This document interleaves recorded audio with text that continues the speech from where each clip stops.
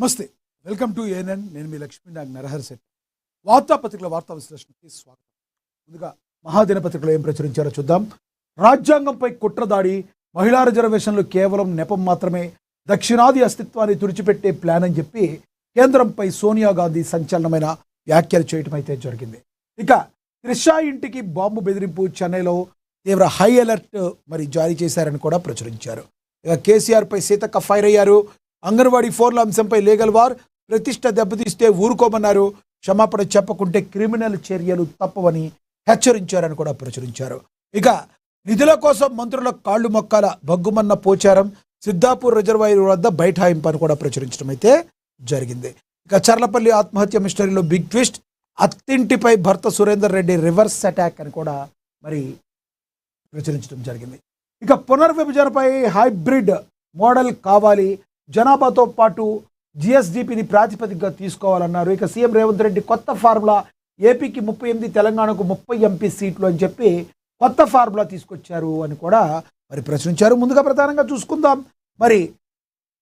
పునర్విభజనపై hybrid model కావాలి, జనాభాతో పాటు జిఎస్డిపిని ప్రాతిపదికగా తీసుకోవాలి, దక్షిణాది రాష్ట్రాలకు అన్యాయం జరిగితే సహించాం, మహిళా రిజర్వేషన్లకు మా సంపూర్ణ మద్దతు, కానీ దాన్ని పునర్విభజనతో ముడిపెట్టడం సరికాదని సీఎం రేవంత్ రెడ్డి డిమాండ్ చేశారు. దేశంలో లోక్సభ, అసెంబ్లీ నియోజకవర్గాల సంఖ్య పెంపు మరియు పునర్విభజన ప్రక్రియపై తెలంగాణ ముఖ్యమంత్రి రేవంత్ రెడ్డి గళమెత్తారు. నియోజకవర్గాల పెంపు అనేది కేవలం జనాభా ప్రాతిపదికన మాత్రమే కాకుండా రాష్ట్రాల ఆర్థిక భాగస్వామ్యాన్ని ప్రతిబింబించేలా జిఎస్డిపి ఆధారిత హైబ్రిడ్ మోడల్లో జరగాలని ఆయన కేంద్ర ప్రభుత్వానికి గట్టిగా డిమాండ్ చేశారు. డాక్టర్ బిఆర్ అంబేద్కర్ రాష్ట్ర సచివాలయంలో ఉప ముఖ్యమంత్రి బట్టి విక్రమార్క, మంత్రులు కోమటిరెడ్డి వెంకటరెడ్డి, పొన్నం ప్రభాకర్, పొంగులేటి శ్రీనివాసరెడ్డి, సీతక్క, ప్రభుత్వ సలహాదారు కేవీ కేశవరావు ఎంపీలతో కలిసి నిర్వహించిన మీడియా సమావేశంలో ముఖ్యమంత్రి కీలక ప్రతిపాదనలు వివరించారు. చట్టసభలో మహిళలకు 33% రిజర్వేషన్లు కల్పించడాన్ని తాము మనస్ఫూర్తిగా స్వాగతిస్తున్నామని, అయితే మహిళా రిజర్వేషన్లు నియోజకవర్గాల పునర్విభజనతో ముడిపెట్టి తెరపైకి తీసుకురావడం దేశ రాజకీయ సమగ్రతకు, ముఖ్యంగా దక్షిణాది రాష్ట్రాలకు మనుగడకు అత్యంత ప్రమాదకరమని రేవంత్ రెడ్డి హెచ్చరించడం అయితే జరిగింది. కేంద్ర ప్రభుత్వం ప్రస్తుతం ప్రతిపాదించిన విధానం ప్రకారం నియోజకవర్గాలను పెంచితే ఉత్తర మరియు దక్షిణ రాష్ట్రాల మధ్య రాజకీయ అంతరం భారీగా పెరిగిపోతుందని ముఖ్యమంత్రి ఆందోళన వ్యక్తం చేశారు. ప్రస్తుతం ఉన్న 543 లోక్సభ స్థానాలకు అదనంగా మరో 50% సీట్లు పెంచాలని కేంద్రం భావిస్తుంది. అంటే అదనంగా వచ్చే 272 స్థానాల్లో శాస్త్రీయత ఉండాలని ఆయన సూచించారు. ఇందులో 136 సీట్లను ప్రోరేటా జనాభా దామాషా ప్రకారం కేటాయించి మిగిలిన 136 సీట్లను ఆయా రాష్ట్రాల జాతీయ స్థూల ఉత్పత్తికి అందివస్తున్న వాటా ప్రతిపాదనకు విభజించాలని రేవంత్ రెడ్డి ప్రతిపాదించడం జరిగింది.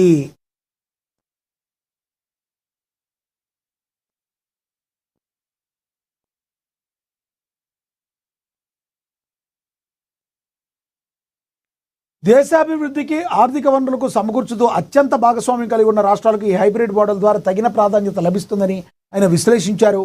కేవలం జనాభాను నియంత్రించినందుకు దక్షిణాది రాష్ట్రాలను రాజకీయంగా శిక్షించడం సరికాదని, ఇది సమాఖ్య స్ఫూర్తికి విరుద్ధమని స్పష్టం చేశారు. పార్లమెంటు ప్రత్యేక సమావేశాల్లో మహిళా రిజర్వేషన్ బిల్లుతో పాటు నియోజకవర్గాల పెంపు బిల్లును కూడా హడావిడిగా ఆమోదించే ప్రయత్నం జరుగుతుందని, ఈ రెండింటిని ఒకటిగా చిత్రీకరించడం వెనుక రాజకీయ కుట్ర దాగు ఉందని ముఖ్యమంత్రి రేవంత్ రెడ్డి తెలియజేయడం అనేది జరిగింది.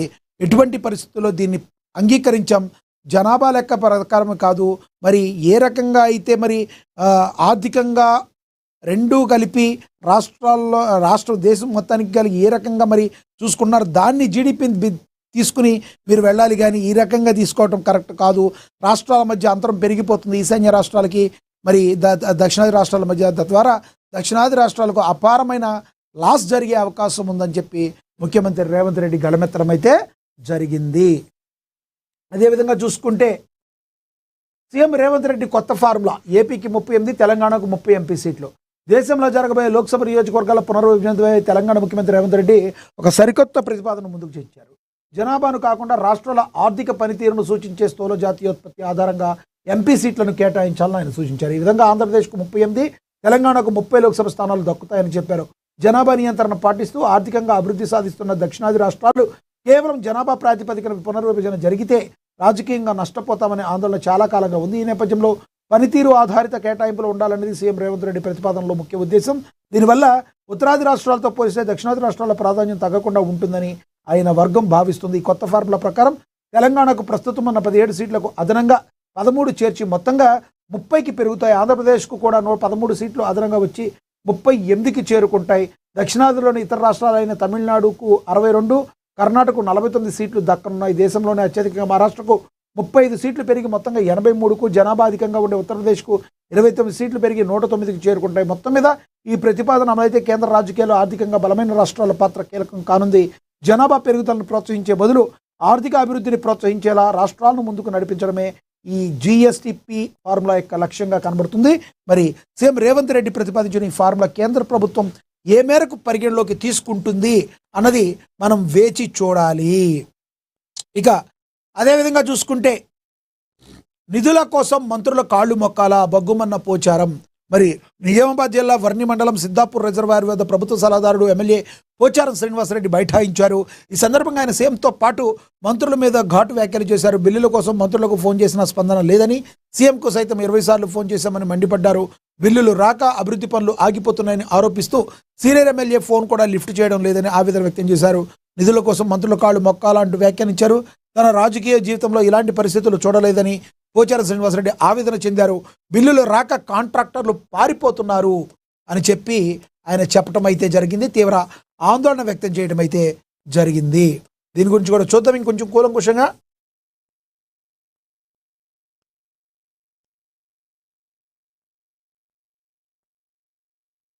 20 ఏండ్లు మంత్రిగా పనిచేసిన తనకు ఎవరైనా ఫోన్ చేస్తే అర్ధరాత్రి కూడా స్పందించేవాడిని గుర్తు చేసుకున్నారు. ఇప్పుడున్న మంత్రులు ఫోన్ ఎందుకు మాట్లాడటం లేదని ప్రశ్నించారు. ప్రభుత్వం నుంచి బిల్లులు రూపాయి కూడా రావడం లేదని ఆయన తీవ్ర ఆవేదన వ్యక్తం చేశారు. బిల్లులు రాక వెనక్కి వెళ్ళిపోతున్న కాంట్రాక్టర్ను బతిమిలాడి పనులు చేయించుకునే పరిస్థితి నెలకొందన్నారు. నిధుల మంజూరుపై సమయం ఇవ్వండి అని ఉన్నతాధికారులు పోచారం సర్ది చెప్పడంతో ఆయన ఆందోళన విరమించి ఇంటి బాట పట్టారు. పోచారం పెద్ద మనసుతో అర్థం చేసుకోవాలని పిసిసి చీఫ్ మహేష్ కుమార్ గౌడ్ అన్నారు. రాష్ట్ర ఆర్థిక పరిస్థితిని పోచారం అర్థం చేసుకోవాలని పిసిసి చీఫ్ మహేష్ గౌడ్ అన్నారు. గత బీఆర్ఎస్ ప్రభుత్వం 8 లక్షల కోట్ల అప్పు తమ ప్రభుత్వం నెత్తిన పెట్టి పలాయనం చిత్తగించిందని చెప్పుకొచ్చారు. ప్రతి నెల 7,000 కోట్ల వాయిదాలు చెల్లిస్తున్నామని, నిధుల విడుదల ఆలస్యం అవుతుందని తెలిపారు. పోచారం శ్రీనివాసరెడ్డి పెద్ద మనసుతో రాష్ట్ర ప్రభుత్వాన్ని అర్థం చేసుకోవాల్సిందిగా వినవించారు. పోచారం శ్రీనివాసరెడ్డి సీనియర్ నాయకులని, ఆయన ప్రభుత్వ సలహాదారుగా కూడా ఉన్నారని చెప్పారు. రాష్ట్ర ప్రభుత్వానికి నిధుల కొరత ఉన్నదన్న విషయం ఆయనకు తెలియంది కాదని అన్నారు. అభివృద్ధిని ఆకాంక్షించే నాయకుడు పోచారం శ్రీనివాసరెడ్డి అని, ఈ ఇబ్బందులు ఆయన అర్థం చేసుకుంటారని ఆశిస్తున్నాను అన్నట్టుగా మరి టిపిసి చీఫ్ మహేష్ కుమార్ గౌడ్ అయితే తెలియచేయడం జరిగింది అని ప్రచురించడం అయితే జరిగింది. ఇక తదుపరి మనందరికీ తెలుసు, మరి చర్లపల్లి ఆత్మహత్యల మిస్టరీలో బిగ్ ట్విస్ట్ అయితే ఏర్పడింది. అత్తింటిపై భర్త Surender Reddy reverse attack start చేశారు. మరి ఎవరైతే నా పెళ్ళం నా పిల్లలు పిరికివాళ్ళు కాదు, వాళ్లే బలి తీసుకున్నారు, పోలీసులను ఆశ్రయించిన భర్త నేను చనిపోయినా నా ఆస్తి వారికి దక్కొద్దు. 3 నెలల క్రితం చర్లపల్లిలో రైలు కింద 2 చిన్నారులతో సహా సాఫ్ట్వేర్ ఉద్యోగిని విజయారెడ్డి ఆత్మహత్య చేసుకున్న ఘటన రాష్ట్ర వ్యాప్తంగా పెను సంచలనం సృష్టించింది. ఇప్పటి వరకు ఆ మరణాలను ఒంటరితరం, మానసిక ఒత్తిడి ఖాతాలో వేసి మమ అనిపించిన పోలీసులకు విజయారెడ్డి భర్త సురేందర్ రెడ్డి ఇచ్చిన ఫిర్యాదు ఇప్పుడు మైండ్ బ్లాక్ చేస్తుంది. దుబాయ్ నుంచి వచ్చిన తర్వాత అన్యోన్యంగా ఉన్నామని చెప్పిన సురేందర్ రెడ్డి ఇప్పుడు ఒక్కసారిగా తన అత్తింటిపైన యుద్ధం ప్రకటించడం ఈ కేసును మలుపు తిప్పింది. తన భార్య పిల్లలు ఆత్మహత్య చేసుకున్నంత పిరికివాళ్లు కాదని, తన అత్త పుష్పలత, బామ్మరిది చిరంజీవి చేసిన వేధింపులే వారి మరణానికి కారణమని ఆయన చేసిన ఆరోపణలు ఇప్పుడు పోలీసు వర్గాల్లో చర్చనీయాంశంగా మారాయి. ఆస్తి కాంక్షే ఆహుతి తీసుకుందా అన్న మరి ప్రశ్న కూడా తలెత్తుతుంది. సురేందర్ రెడ్డి ఫిర్యాదు ప్రకారం విజయారెడ్డి మరణం వెనుక అసలు కారణం ఆస్తి గొడవలేనని,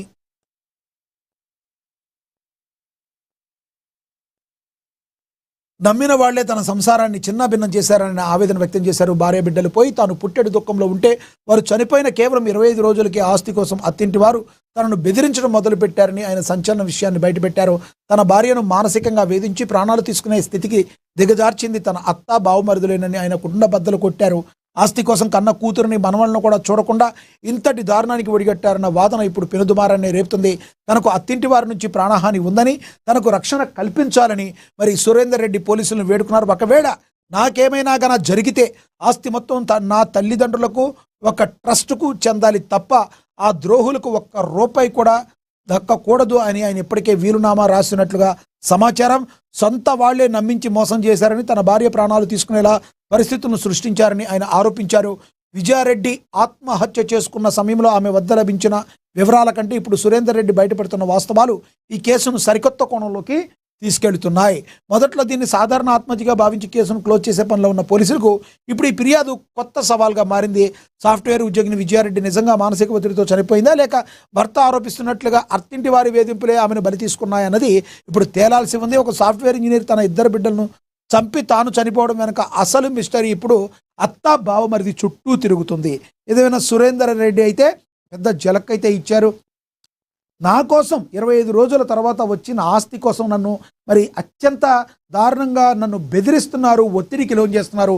నా తల్లిదండ్రులకి ఏదైనా ట్రస్ట్కి చెందాలి తప్ప నా ఆస్తి ఇంకెవ్వరికీ చెందకూడదని ఇప్పటికే వీలునామా రాసినట్టుగా కూడా ఆయన బహిరంగంగా చెప్పడం అయితే జరిగింది. పోలీసులకైతే ఈ యొక్క కేసు పెను సవాల్గా మారిపోతుందన్నమాట వాస్తవం. ఏం జరగబోతుంది ఏంటి అనేది దానికి ఒక క్లారిటీ వచ్చే అవకాశం మరికొంతకాలం ఉంటుంది.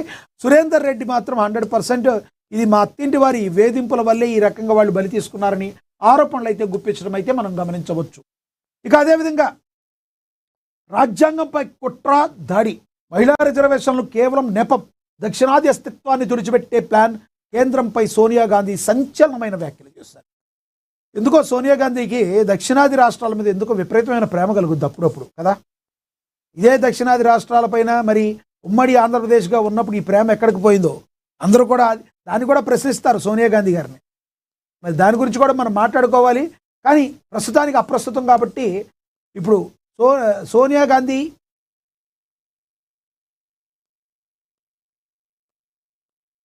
రాజ్యాంగంపై కుట్రకు దాడి. దేశ రాజకీయాల్లో నియోజకవర్గాల పునర్విభజన అంశం ఒక మహాసంగ్రామానికి దారితీస్తుంది. ఇప్పటికే ముఖ్యమంత్రి రేవంత్ రెడ్డి దక్షిణాది గొంతుగా నిలవగా ఇప్పుడు కాంగ్రెస్ శాఖ నాయకురాలు సోనియా గాంధీ నేరుగా రంగంలోకి దిగి మోడీ సర్కార్పై అస్త్రశస్త్రాలను రెడీ చేస్తున్నారట. ఇక కేంద్రం తలపెట్టిన సీమాంకన ప్రక్రియ కేవలం జనాభా లెక్కల సర్దుబాటు కాదని ఇది సాక్షాత్తు రాజ్యాంగంపై జరుగుతున్న దాడి అని ఆమె సంచలన వ్యాఖ్యలు చేశారు. మరి సోమవారం ఒక ప్రముఖ ఆంగ్ల పత్రికలో రాసిన విశ్లేషణాత్మక కథనంలో కేంద్ర ప్రభుత్వం అత్యంత గోప్యంగా అమలు చేస్తున్న ఈ ఖతర్నాక్ ప్లాన్ వెనుక ఉన్న అసలు రంగును ఆమె బయటపెట్టే ప్రయత్నం చేశారు. ఈ నెల 16 నుంచి జరగబోయే పార్లమెంటు ప్రత్యేక సమావేశాల వరకు ఉన్న అసలు ఉద్దేశం మహిళా రిజర్వేషన్లు కాదని, సీమాంకనం పేరిట దేశ రాజకీయ చిత్రపటాన్ని మార్చే కుట్ర జరుగుతుందని సోనియా గాంధీ అయితే ఆరోపించారు. మరి మహిళా రిజర్వేషన్లు ఒక కవచం మాత్రమేనని, మహిళా రిజర్వేషన్ల బిల్లుపై కేంద్రం చూపుతున్న ఉత్సాహం కేవలం ఒక ఐవాష్ అంటే కంటి తుడుపు మాత్రమేనని సోనియా విశ్లేషించారు. అసలు రిజర్వేషన్ల అమలు 2029 వరకు సాగదీయడం వెనుక ఉన్న మర్మం ఏమిటని ఆమె ప్రశ్నించారు. కేవలం 3 రోజుల ప్రత్యేక సమావేశాలు మహిళా బిల్లును అడ్డం పెట్టుకుని సీమాంకన ప్రక్రియ రాజ్యాంగ హోదా కల్పించేందుకు కేంద్రం బుల్డోజర్ తరహాలో ముందుకు వెళుతుందని మండిపడ్డారు. ఇది ప్రజాస్వామ్య విలువలకే గొడ్డలి పెట్టు అని, అప్రజాస్వామిక పద్ధతిలో దేశ భవిష్యత్తును తాకట్టు పెడుతున్నారని ధ్వజమెత్తారు. కులగణన అంశాన్ని పక్కదారి పట్టించేందుకే బీజేపీ ఈ కొత్త నాటకానికి తెరతీసిందని సోనియా గాంధీ తెలపడం అయితే జరిగింది. సోనియా గాంధీ మాట్లాడే మాటల్లో వాస్తవం ఉందంటారా? మీరేమంటారో కింద కమెంట్ బాక్స్ రూపంలో కమెంట్ చేయండి. ఇక దక్షిణాదిలకు జరిగే అన్యాయంపై ఆందోళన, ఇది చాలా ఇంపార్టెంట్. ఎందుకో దక్షిణాది రాష్ట్రాలంటే సోనియా గాంధీ గారికి ఈ మధ్య విపరీతమైన ప్రేమ ఎక్కువైపోయింది. సీమాంకనం జరిగితే దక్షిణాది రాష్ట్రాల ప్రాతినిధ్యం ఘోరంగా పడిపోతున్న ఆందోళన సోనియా గాంధీ గట్టిగా వినిపించారు. కుటుంబ నియంత్రణను విజయవంతంగా అమలు చేసి అక్షరాస్యతతో ముందున్న దక్షిణాది రాష్ట్రాలకు ఇది శిక్షగా మారబోతుందని ఆమె హెచ్చరించారు. కేవలం అంకెలను మాత్రమే ప్రాతిపదికగా తీసుకోకూడదని, రాజకీయ సమానత్వం దెబ్బతినకుండా చూడాలని డిమాండ్ చేశారు. జనాభాను నియంత్రించని రాష్ట్రాలకు ఎక్కువ సీట్లు కట్టబెట్టి ప్రగతి పదంలో ఉన్న రాష్ట్రాలను రాజకీయంగా అప్రస్తుతం చేయడం రాజ్యాంగ స్ఫూర్తికే విరుద్ధమని సోనియా గాంధీ స్పష్టమైతే చేశారు. ఎన్నికల కోసమే నరేటివ్ మేనేజ్మెంట్ అని త్వరలోనే జరగనున్న పశ్చిమ బెంగాల్, తమిళనాడు వంటి రాష్ట్రాల ఎన్నికల దృష్టిలో ఉంచుకుని ప్రధాని మోడీ విన్యాసాలు చేస్తున్నారని సోనియా ఆరోపించారు. దేశంలో నెలకొన్న అసలైన ఆర్థిక సమస్యలు, నిరుద్యోగం నుంచి ప్రజల దృష్టిని మళ్లించేందుకు ఈ నరేటివ్ మేనేజ్మెంట్ వార్తా విన్యాసం చేస్తున్నారని మండిపడ్డారు. విపక్షాలను రక్షణ స్థితిలోకి నెట్టేందుకు రాజ్యాంగంతోనే చెలగాటమాడుతున్నారని, దీన్ని దేశం హర్షించకదని సోనియా గాంధీ అయితే తేల్చి చెప్పడం అయితే జరిగింది. ఇక తదుపరి త్రిష ఇంటికి బాంబు బెదిరింపు, చెన్నైలో హై అలర్ట్. ప్రముఖ నటి త్రిష నివాసానికి మరోసారి బాంబు బెదిరింపు రావడం చెన్నైలో కలకలం రేపింది. గుర్తు తెలియని వ్యక్తుల నుంచి వచ్చిన ఈ బెదిరింపులతో పోలీసులు ఒక్కసారిగా అప్రమత్తమయ్యారు. వివరాల్లోకి వెళితే చెన్నైలో త్రిష నివాసంలో బాంబు అమర్చినట్లు director general of police control రూమ్కు ఉదయం 9:30 సమయంలో ఒక ఈమెయిల్ వచ్చింది. దీంతో వెంటనే అప్రమత్తమైన పోలీసులు త్రిష ఉంటున్న తేనాంపేటలోని ఆమె ఇంటికి చేరుకున్నారు. బాంబ్ స్క్వాడ్, డాగ్ స్క్వాడ్ సాయంతో పోలీసులు త్రిష ఇంటి పరిసర ప్రాంతాల్లో గంటల తరబడి సోదాలు నిర్వహించారు. ఇంట్లోని ప్రతి మూలను క్షుణ్ణంగా తనిఖీలు చేశారు. సుదీర్ఘ తనిఖీల అనంతరం అక్కడ ఎలాంటి పేలుడు పదార్థాలు లభించకపోవడంతో పోలీసులు ఊపిరి పీల్చుకున్నారు.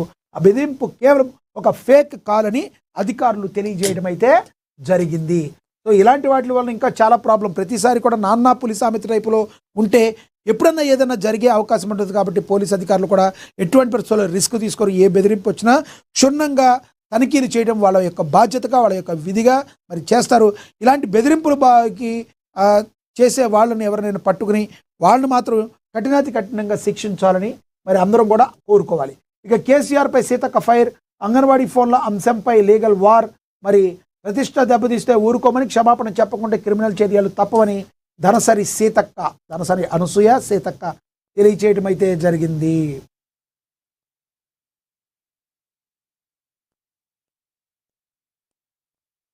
దీని గురించి చదువుదాం. ఎస్, రాష్ట్ర రాజకీయాల అధికార ప్రతిపక్షాల మధ్య మాటల యుద్ధం ఇప్పుడు న్యాయ పోరాటంగా రూపుదాల్చింది. అంగన్వాడీ మొబైల్ ఫోన్ల కొనుగోలు వ్యవహారంలో గత కొన్ని రోజులుగా సోషల్ మీడియా వేదికగా సాగుతున్న ఆరోపణలపై రాష్ట్ర పంచాయతీరాజ్ గ్రామీణాభివృద్ధి శాఖ మంత్రి సీతక్క తీవ్రంగా స్పందించారు. మరి తన ప్రతిష్టకు భంగం కలిగించేలా నిరోధ ఆరోపణలు చేస్తున్నారంటూ భారత రాష్ట్ర సమితి అధినేత కల్వకుంట్ల చంద్రశేఖరరావుకు ఆమె లీగల్ నోటీసులు పంపారు. మంత్రి సీతక్క తరపున న్యాయవాది నలుగురు కృష్ణకుమార్ రిజిస్టర్ పోస్టు ద్వారా ఈ నోటీసులు కేసీఆర్కు పంపడం రాజకీయ వర్గాలు పెను సంచలనంగా మారింది. రాజకీయ విమర్శలు హద్దు దాటితే వ్యక్తిగత దోషణకు, అసత్య ప్రచారాలకు దారితీస్తుందన్న తరుణంలో సీతక్క తీసుకునే నిర్ణయం గులాబీ దళంలో కలకరమైతే రేపుతుంది. అసంబద్ధ ఆరోపణలు అసలు వాస్తవం ఇది. మంత్రి పంపిన నోటీసులో ప్రధానంగా అంగన్వాడీ మొబైల్ ఫోన్ల కొనుగోలు ప్రక్రియపై జరుగుతున్న ప్రచారాన్ని ఎండగట్టారు. అసలు మొబైల్ ఫోన్ల కొనుగోలు ప్రక్రియ మొత్తం తెలంగాణ టెక్నాలజీ సర్వీసెస్ లిమిటెడ్ ద్వారా అత్యంత పారదర్శకంగా జరిగిందని ఆమె స్పష్టం చేశారు. టెండర్ రివల్యూషన్ కమిటీ నిర్ణయాల ప్రకారమే కాంట్రాక్ట్ దక్కిందని, ఇందులో వ్యక్తిగతంగా తనకు ఎలాంటి సంబంధము లేదని మరి సీతక్క కుండబద్దలు కొట్టారు. డెడ్ లైన్స్ ఫిక్స్ లేదంటే కోర్టుకే. BRS party official social media వేదికగా జరుగుతున్న కుట్రపూర్తి ప్రచారానికి ఆ పార్టీ అధినేతగా కేసీఆర్ బాధ్యత వహించాలని మంత్రి సీతక్క డిమాండ్ చేశారు. వచ్చే 48 గంటల లోపల గన సోషల్ మీడియాలోని అభ్యంతరకర పోస్టులు వెంటనే తొలగించడమే కాకుండా బహిరంగ క్షమాపణ చెప్పాలని అల్టిమేట్ జారీ చేశారు. నిర్ణీత సమయంలోగా స్పందించకుంటే సివిల్ మరియు క్రిమినల్ చట్టాల ప్రకారం కఠిన చర్యలు తీసుకుంటామని హెచ్చరించారు. చూడాలి ఇది రానున్న రోజుల్లో ఏ రకంగా మారబోతుంది, ఎంతవరకు వెళ్ళబోతుంది అనేది దీని గురించి మనం తెలుసుకోవాల్సిన పరిస్థితి. ఇక మనకు తెలుసు ఉప్పల్గడ్డపై సన్ రైజర్స్ విక్టరీ. ఎస్, నిన్న అత్యద్భుతంగా 57 పరుగులతో అద్భుతమైన గ్రాండ్ విక్టరీ అయితే కొట్టేస్తుంది. నిర్ణీత 217 పరుగులు చేసి 218 పరుగుల లక్ష్యాన్ని స్టార్ట్ చేసిన రాజస్థాన్ రాయల్స్ మరి దగ్గర 157 పరుగులకే మరి చేతులు ఎత్తేయటం, తద్వారా మరి 57 పరుగుల తేడాతో మరి అత్యద్భుతమైన విక్టరీని సాధించింది. దీనిలో మరి బౌలర్ తను మన భాగ్యనగరంలో రాజీవ్ గాంధీ అంతర్జాతీయ క్రికెట్ స్టేడియం సాక్షిగా సోమవారం రాత్రి పరుగుల వేట కాదు, పరుగుల విధ్వంసం సాగింది. ఐపీఎల్ 2026 సీజన్లో భాగంగా జరిగిన అత్యంత ఉత్కంఠకరమైన మన సన్ రైజర్స్ హైదరాబాద్ జట్టు తన విశ్వరూపాన్ని ప్రదర్శించింది. గత కొన్ని మ్యాచ్లుగా ఎదురు దెబ్బలతో సతమతమవుతున్న ఆరెంజ్ ఆర్మీ సొంత గడ్డపై అభిమానులు కేరింతల మధ్య సింహంలా గర్జించింది. రాజస్థాన్ గర్వాన్ని అణిచివేస్తూ 57 పరుగుల భారీ తేడాతో చారిత్రాత్మక విజయాన్ని అందుకుంది. టాస్ గెలిచిన రాజస్థాన్ రాయల్స్ జట్టు హైదరాబాద్ బ్యాటింగ్ ఆహ్వానించడం ఆ జట్టు చేసిన అతిపెద్ద తప్పిదమని తేలిపోయింది.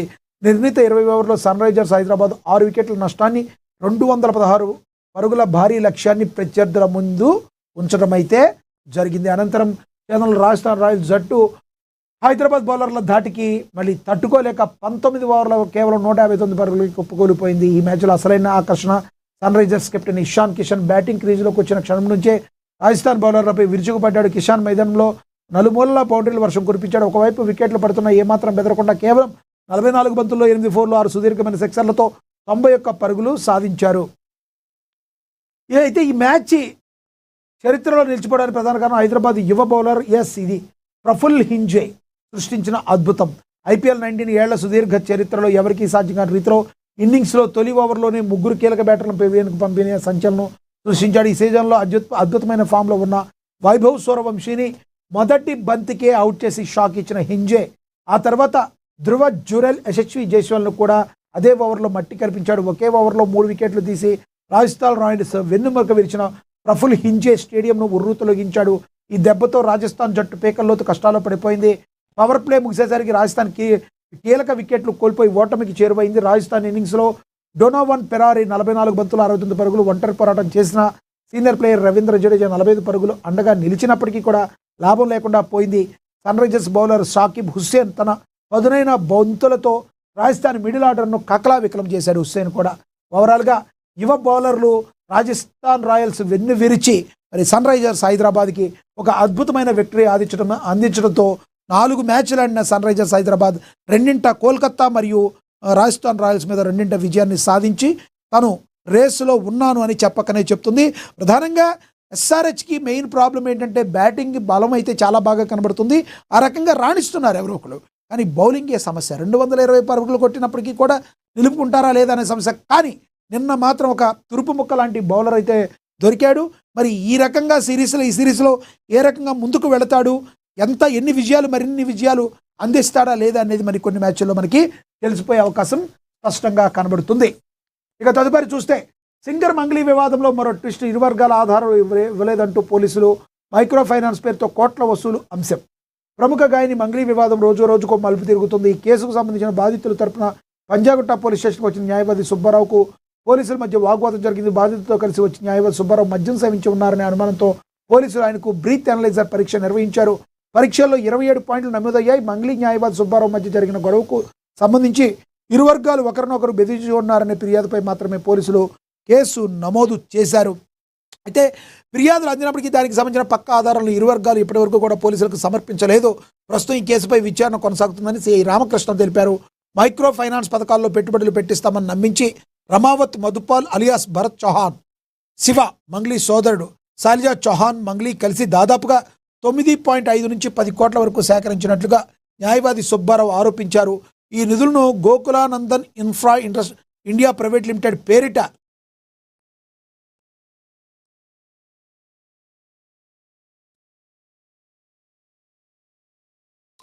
ఇంపోర్ట్ ఎక్స్పోర్ట్ ట్రేడింగ్ రియల్ ఎస్టేట్లో పెట్టుబడులు పెడతామని బాధితులు నమ్మించారని ఫిర్యాదు చేశారు. ఇక మంగ్లీ డబ్బు ఆఫర్ చేసినట్లుగా ఆరోపణలున్న న్యాయవాది సుబ్బారావుకు ప్రాణహాని, మద్యం సేవించి పోలీస్ స్టేషన్కి వచ్చారని. అయితే మద్యం సేవించి పోలీస్ స్టేషన్కి వచ్చారని పోలీసులు ఏదో మాకేదో స్మెల్ వచ్చింది, మేము బ్రీత్ అనలైజర్ టెస్ట్ పెట్టామని చెప్తే సుబ్బారావు ఏం ప్రశ్న, నేను ఏదన్నా వెహికల్ మీద వచ్చానా, ఇప్పుడు నాకు ఎందుకు మీరు బ్రీత్ అనలైజర్ టెస్ట్ చేశారు, ఇది నేను గత రాత్రి తీసుకున్నది మీకు, అందుకనే అది 27గా చూపించింది, నేను మద్యం సేవించి రాలేదు అని చెప్పి సుబ్బారావు చెప్పడం అయితే జరిగింది. 27 అంటే అది చాలా చాలా లెస్, కాబట్టి దీన్ని కూడా తీవ్రతరంగా తీసుకునే అవకాశం లేదు, ఎందుకంటే అది తాగి వచ్చినట్టుగా కూడా అనుకోలేమని చెప్పి మరి కొంతమంది విశ్లేషకులు కానీ అధికారులు కానీ చెప్తున్న మాట. ఏది ఏమైనప్పటికీ ఈ టోటల్ సినారియోలో మరి ఇద్దరి మధ్య ఎవిడెన్స్ లేవన్నట్టుగా జరుగుతుంది. కానీ జనాల్లో మాత్రం తీవ్ర చర్చ మంగ్లీ గురించి అయితే జరుగుతుంది. మరి ప్రతిసారి మంగ్లీ ఏదో ఒక రకంగా వార్తల్లో నిలుస్తూ ఉండటం మరి మంగ్లీ యొక్క ప్రతిష్టకి అది భంగం కలగడమే అనుకోవాలి. ఎందుకంటే తను ఒక సింగర్గా తను మంచి పేరు సంపాదించుకున్నప్పటికీ ఇలాంటి ఇవన్నీ కూడా మంగ్లీకి శాపాలుగా మారే అవకాశం అయితే స్పష్టంగా కనబడుతుంది. మరి పోలీసులు కొన్ని విషయాల్లో చూస్తున్న దురుసుతనం, అత్యుత్సాహాన్ని కూడా పుంకాలుగా అందరూ కూడా రకరకాలుగా చర్చించుకుంటున్నారు. వాంటెడ్లీ సుబ్బారావుకు బ్రీత్ అనలైజర్ టెస్ట్ చేయడాన్ని ఏ కోణంలో చూడాలి అని చాలామంది చర్చించుకోవడం జరుగుతుంది. చూద్దాం రానున్న రోజుల్లో ఏం జరుగుతుంది, అసలు పోలీసులు చెప్పే వాదనలో నిజముందా, సుబ్బారావు చెప్పే వాదనలో నిజముందా, నిజంగా అక్కడ ఏం జరిగింది, మంగ్లీ నిజంగానే అందరినీ మేనేజ్ చేస్తున్నారు, వీటన్నిటికీ సమాధానం దొరకాలంటే ఇవన్నీ కూడా ఆరోపణలే. ఏవి వాస్తవాలో ఏవి అవాస్తవాలో ఎవరికి తెలియదు. రానున్న రోజుల్లో మరికొంతకాలానికి తెలిసే అవకాశం అయితే స్పష్టంగా కనబడుతుంది. ఇక తదుపరి చూస్తే మల్టీ లెవెల్ మార్కెటింగ్ ముసుగులో భారీ దోపిడీ, యూనిక్ పేరుతో 100 కోట్లకు శటగోపం. ఉమ్మడి కరీంనగర్ జిల్లాలో 800 కోట్ల మేర మోసం, బాధితులకు హాహాకారాలు. తక్కువ కాలంలో ఎక్కువ లాభాలు గడించే చిన్న మాయమాటలు నమ్మి పెట్టుబడులు పెట్టిన వేలాది మంది అమాయక ప్రజల ఆశలను ఆసరాగా చేసుకుని మరో మల్టీ లెవెల్ మార్కెటింగ్ సంస్థ బోర్డు తిప్పేస్తుంది. యూనిక్ మర్కంటైల్ మరి ఇండియా లిమిటెడ్ పేరుతో రంగంలోకి దిగిన ఈ సంస్థ పేద మరియు మధ్యతరగతి వర్గాలని లక్ష్యంగా చేసుకుని నిలువున దోపిడీ చేసింది. అదేవిధంగా సైబర్ సొమ్ము రికవరీ కష్టమని తెలంగాణలో కేవలం 12% రికవరీ. నిత్యం కొత్త తరహా మోసం చేస్తున్న ముఠాలు 5 ఏళ్లలో 1000 కోట్ల దోపిడీ. విదేశాల స్థావరాల నుంచి ఆపరేషన్లు, మ్యూల్ ఖాతాల ద్వారా క్రిప్టో కరెన్సీలోకి మళ్లింపు చేస్తున్నారు. ఆధునిక యుగంలో సాంకేతికత ఎక్కువగా విస్తరిస్తుందని చెప్పి మరి దీని గురించి కూడా చెప్పడం అయితే జరిగింది. సైబర్ నేరాల పట్ల జాగ్రత్తగా ఉండాలని కూడా ప్రచురించడం అయితే జరిగింది. ఇక తదుపరి చూస్తే పవన్ కుమార్కు ANN award most trusted brand of the ఇయర్గా గుర్తింపు మరి పవన్ కుమార్కు దక్కింది. వ్యాపార రంగంలో ఎన్నో ఒడుదుడుకులు ఎదురైనా కస్టమర్ల నమ్మకాన్ని నిలబెట్టుకోవడమే అసలైన విజయం. ఆ నమ్మకాన్ని పునాదిగా చేసుకోవడం గ్రీన్ పిక్సెల్ సెల్యులాయిడ్ ఎల్పి ద్వారా విశేష సేవలు అందిస్తున్న పవన్ కుమార్ విదురును most trusted brand of the year 2026 award వరించింది. ఏఎన్ఎన్ మహా అవార్డ్స్ 2026 వేడుకల్లో కేంద్ర మంత్రి కిషన్ రెడ్డి, మాజీ గవర్నర్ బండారు దత్తాత్రేయ ముఖ్య అతిథులుగా హాజరు కాగా ఈ కార్యక్రమంలో పవన్ కుమార్ అవార్డు ప్రదానం చేశారు. నాణ్యత మరియు పారదర్శకతే ధ్యేయంగా సాగుతున్న ఆయన ప్రయాణం ఎందరికో ఆదర్శం. పవన్ కుమార్ విదురు తన సంస్థ ద్వారా సృజనాత్మక పెద్దపీట వేస్తూ వినియోగదారులకు నాణ్యమైన సేవలను అందిస్తున్నారు. మార్కెట్లో పోటీని ఎదుర్కొంటున్న ఒక విశ్వసనీయ బ్రాండ్గా తమ సమర్థతను తీర్చిదిద్దడంలో ఆయన పడ్డ శ్రమ వెలకట్టలేనిది. సామాజిక బాధ్యతతో కూడిన వ్యాపార నిర్వహణ ఆయన ప్రత్యేకత. సేవ మరియు నాణ్యత ఎప్పుడు కూడా చేతులు కలిపితేనే సంస్థ సుదీర్ఘంగా మన్నగలుగుతుందని చెప్పి ఆయన అవార్డుకు కంది శ్రీనివాసరెడ్డి గారి చేతుల మీదుగా తీసుకోవటం, Adilabad assembly Congress party assembly in-charge ఆయన చేతుల మీదుగా తీసుకోవడం ఎంతో ఆనందంగా ఉందని చెప్పి దీనిలో రాయడం జరిగింది. ఇక డాక్టర్ సత్యనారాయణ గర్రేకు ఉత్తమ నెఫ్రాలజిస్ట్ పురస్కారం, వైద్య రంగంలో విశేష సేవలకు గుర్తింపు ఏఎన్ఎన్ మహా అవార్డ్స్ 2026 ప్రదానం చేశారు. డాక్టర్ అనిరుద్ కుమార్కు ప్రతిష్టాత్మక పురస్కారం, పునర్నిర్మాణ శస్త్రచికిత్స విభాగంలో విశేష సేవలకు గుర్తింపు, కేంద్ర మంత్రి కిషన్ రెడ్డి చేతుల మీదుగా ఏఎన్ఎన్ అవార్డును అందుకున్నారని కూడా ప్రచురించడం అయితే జరిగింది. అదేవిధంగా డాక్టర్ పడిలం బెన్నాబాబుకు ఉత్తమ హెల్త్ కేర్ సర్వీసెస్ పురస్కారం, వైద్య రంగంలో అసాధారణ సేవలకు గుర్తింపు ఏఎన్ఎన్ మహా అవార్డు 2026 ఇది ప్రదానం చేశారు. ఇక డాక్టర్ నిర్మలా అగర్వాల్కు ఉత్తమ ఐవీఎఫ్ స్పెషలిస్ట్ పురస్కారం దక్కింది. సంతాన సాఫల్య చికిత్స రంగంలో విశేష కృషికి గుర్తింపు ఏఎన్ఎన్ మహా అవార్డ్స్ 2026 ప్రదానం చేశారు. దీని గురించి కూడా ప్రచురించడం జరిగింది. ఎంతో ప్రతిష్టాత్మకంగా తీసుకున్న ఈ అవార్డులు తీసుకున్న వాళ్ళందరూ కూడా ఎంతో హ్యాపీగా వాళ్ళు ఉన్నారు. ఇక స్వామి ముద్దంకు ప్రతిష్టాత్మక పురస్కారం దొరికింది.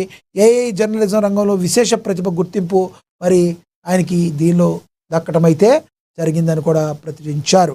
ఇక అదేవిధంగా చూసుకుంటే డాక్టర్ పవన్ చందనంకు ఏఎన్ఎన్ అవార్డు, ఉత్తమ trauma and joint replacement surgeon పురస్కారం, ఆర్థోపెడిక్ వైద్య విభాగంలో విశేష సేవలకు ఈ గుర్తింపు అయితే వచ్చిందని కూడా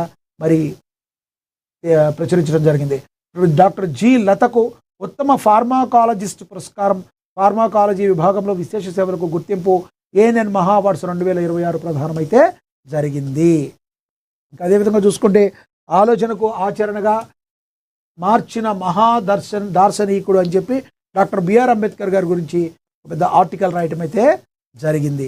ఇక జిల్లాలో డీజీపీ పర్యటన, పలు కార్యక్రమాలకు హాజరైన శివధర్ రెడ్డి ఆదిలాబాద్ జిల్లాలో పోలీసు అధికారులతో సమీక్ష నిర్వహిస్తున్నారని కూడా ప్రచురించారు. ఇక బెల్లంపల్లిలో అర్హులైన ప్రతి ఒక్కరికి ప్రభుత్వ పథకాలు లబ్ధి అందేలా ప్రభుత్వం కృషి చేస్తుందన్నారు. అదేవిధంగా బెల్లంపల్లిలోని ప్రజలందరూ రోడ్డు భద్రతా నియమాలు పాటించాలని Talla Gurajala police station SI Ramakrishna తెలియజేశారని కూడా ప్రచురించారు. ఇక అదేవిధంగా చూసుకుంటే కారేపల్లిలోని విశ్వనాథపల్లి ఎత్తిపోతల పథకాన్ని పునఃప్రారంభించాలని జిల్లా మంత్రులు, రైతులు ఆవేదన ఆలకించండి అని చెప్పి వాళ్ళ యొక్క ఆవేదనని వాళ్ళు తెలియజేయడం కూడా జరిగింది. ఇక అదేవిధంగా దమ్మపేటలో అశ్వరావుపేట అభివృద్ధిపై మంత్రి తుమ్మలతో ఎమ్మెల్యే, మున్సిపల్ ప్రజాప్రతినిధులు భేటీ అయ్యారు. తెలంగాణ ముఖద్వారం అశ్వరావుపేట ఆదర్శంగా ఉండాలని తుమ్మల ఆకాంక్షించారని కూడా ప్రచురించారు. ఇంపార్టెంట్గా చూసుకుంటే రాష్ట్ర స్థాయి ర్యాంకుల్లో మెరిసిన బుర్గంపాడు గురుకుల విద్యార్థులని బుర్గంపాడు శాలువాలతో సత్కరించారు సర్పంచ్, ఉప సర్పంచ్. సీతారామ ప్రాజెక్టుకు నీళ్లు ఇప్పించడని, భూపరిహారంలో అక్రమాలు నిరోధించాలని కారేపల్లిలో సిపిఐ, సిపిఎం రెండు కూడా వాళ్ళ యొక్క డిమాండ్ను తెలియజేశారు. ఇక మణుగూరులో మండుతున్న ఎండలు, ఓసీ గనుల ప్రభావం, పెరుగుతున్న ఉష్ణోగ్రతలు. ఇక కేసీహెచ్పిలో టిప్పర్ దగ్ధం, వేడి తీవ్రత, కార్మికుల ఆందోళన చెందుతున్నారని కూడా ప్రచురించడం అయితే జరిగింది. వేసవిలో తాగునీటి సమస్య తలెత్తకుండా చూడాలని, రంగారెడ్డి జిల్లాలో ప్రజావాణి ఫిర్యాదులు సత్వరమే పరిష్కరించాలని, అర్హత కలిగిన బాలికలందరికీ కూడా హెచ్పివి టీకా ఇవ్వాలని సంబంధిత అధికారులకు ఆదేశాలు జిల్లా కలెక్టర్ నారాయణ రెడ్డి తెలియజేశారు. ఇక చర్లలో కాన్కేర్ వద్ద ఎన్కౌంటర్ జరిగిందని కూడా ప్రచురించారు.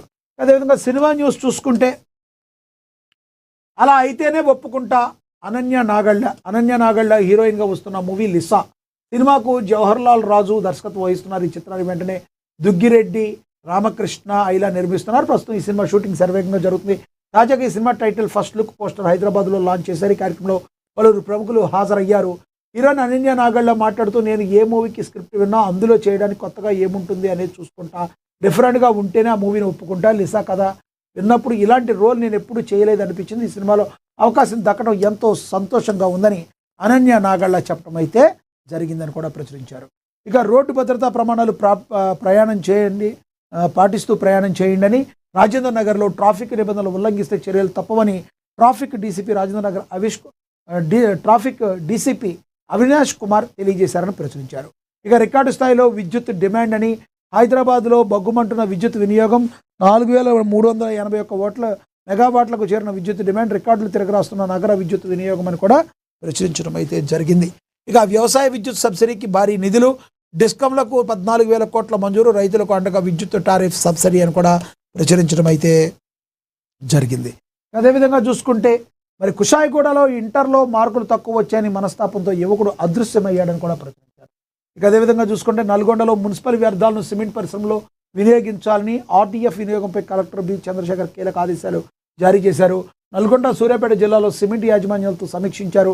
పర్యావరణ పరిరక్షణకు శాస్త్రీయ నిర్వహణ మార్గం అని కూడా మరి తెలియచెప్పటం అయితే జరిగింది. ఓవరాల్గా ఇంపార్టెంట్ న్యూస్ అన్నీ కూడా మనం విశ్లేషించే ప్రయత్నం అయితే చేశాం. ఇంకా తదుపరి ఓవరాల్గా చూసుకుంటే ఇలా ఎప్పటికప్పుడు కూడా ప్రజలకు ప్రభుత్వానికి వారధిగా ఉంటూ మరి నిష్పక్షపాతంగా వార్తలను ప్రచురించే ఏకైక దినపత్రిక